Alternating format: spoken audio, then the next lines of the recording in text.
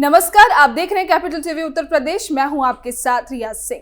मथुरा का श्री कृष्ण जन्मभूमि और शाही ईदगाह विवाद सालों से अदालत में है। अब इस बड़े केस में एक नया और अहम मोड़ आ गया है। ये मोड़ जमीन के फैसले से नहीं बल्कि केस लड़ने के तरीके से जुड़ा है। इलाहाबाद हाई कोर्ट ने आदेश दिया था कि इतने सारे याचिकाकर्ताओं में से सिर्फ 2 वकीलों को मुख्य प्रतिनिधि बनाकर केस लड़ाया जाए और इसी का मकसद था सुनवाई को तेज करना। लेकिन कुछ याचिकाकर्ताओं ने इस पर कड़ी आपत्ति जताई। उनका कहना है कि वकील चुनने का हक उनसे छीना नहीं जा सकता और इसी आपत्ति को लेकर अब ये मामला देश के सबसे बड़े अदालत सुप्रीम कोर्ट तक पहुंच गया है। क्या है ये नया विवाद? हाई कोर्ट एक आदेश पर सुप्रीम कोर्ट में क्यों चुनौती दे गई? आइए इस पूरे घटनाक्रम को समझते हैं। उससे पहले देखिए ये रिपोर्ट।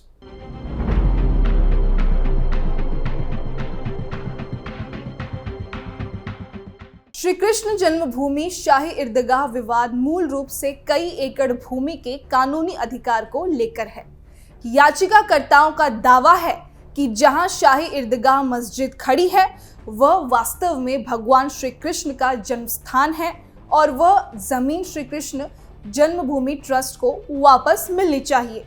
मामला उस आदेश का है जिसमें इलाहाबाद हाई कोर्ट ने एक हिंदू याचिकाकर्ता को श्री कृष्ण विराजमान और सभी हिंदुओं की ओर से मुकदमा दायर करने का अधिकार दे दिया और इसी तरह मस्जिद इंतजामिया कमेटी को सभी मुसलमानों का प्रतिनिधि मान लिया। पुराने याचिकाकर्ताओं का कहना है कि इतने बड़े आदेश से पहले उन्हें सुना ही नहीं गया। हाईकोर्ट ने सभी याचिकाकर्ताओं के हितों का प्रस्तुति करने के लिए केवल 2 वकीलों को प्रतिनिधि के रूप में नामित करने का निर्देश दिया था। इसका उद्देश्य था कि बार बार की याचिकाओं और पक्षकारों की लंबी सूची से बचा जा सके और सुनवाई में तेजी ला जा सके। कुछ याचिकाकर्ताओं ने हाई कोर्ट के इस आदेश पर कड़ी आपत्ति जताई है। उनका तर्क है कि ये फैसला उनके न्याय पाने के मौलिक अधिकार का उल्लंघन है। याचिकाकर्ताओं का कहना है कि उन्हें अपना पक्ष रखने के लिए अपनी पसंद का वकील चुनने का पूरा हक है।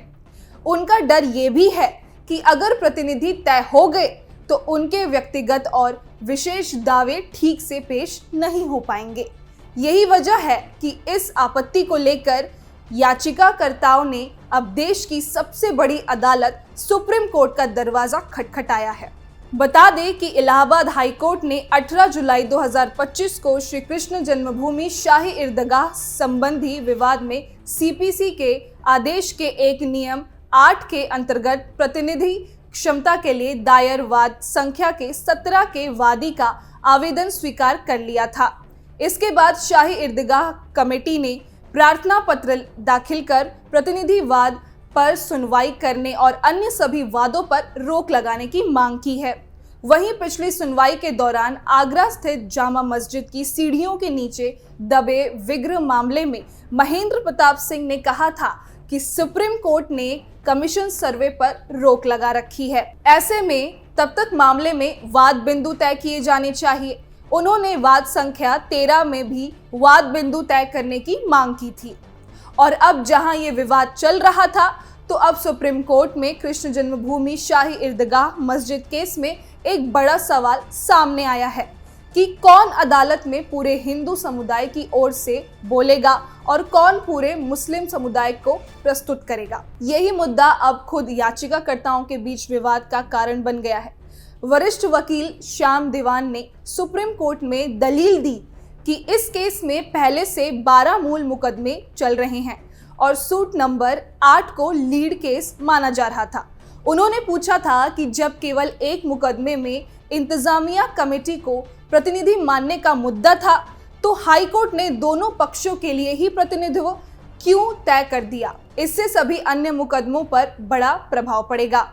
कहा गया है कि प्रतिनिधिवाद का सिद्धांत तभी लागू होता है जब विवाद एक हो और पक्षकार बहुत हो। लेकिन श्री कृष्ण जन्मभूमि और शाही ईदगाह विवाद में वर्तमान में कुल 18 सिविल वाद विचाराधीन हैं।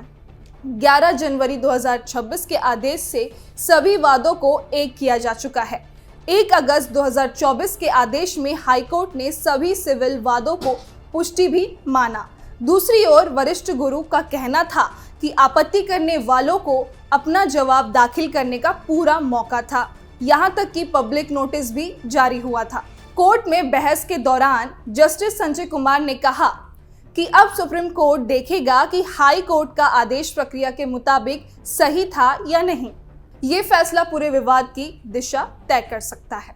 ये मामला बताता है कि बड़े कानूनी विवादों में प्रक्रिया भी उतनी ही महत्वपूर्ण हो जाती है जितना कि अंतिम फैसला। प्रतिनिधि तय करने पर यह आपत्ति सुनवाई की रफ्तार को प्रभावित कर सकती है। अब सब कुछ सुप्रीम कोर्ट के हाथ में है।